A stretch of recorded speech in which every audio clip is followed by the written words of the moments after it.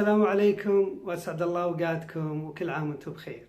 وانتهى أول يوم عيد وقضيناه بين أطفالنا وأهلنا وأحبابنا وأصحابنا، قضيناه في خير وأمن وسلام، فكل عام وأنتم وأحبابكم بخير وسعادة.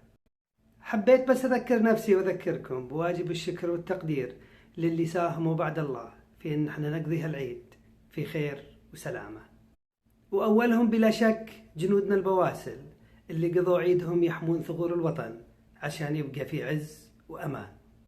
وهذا مو عطف وحزن على حالهم، احنا ندري قديشهم سعيدين وفخورين باللي قدمونه.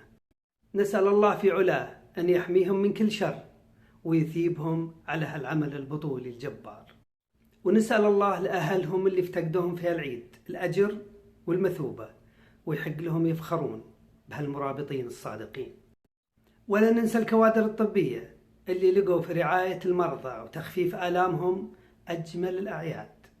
ودعواتنا وتقديرنا أيضا لكل اللي قضوا العيد بعيد عن أهلهم، أما لدعم اقتصاد البلد أو لتقديم الخدمات الضرورية.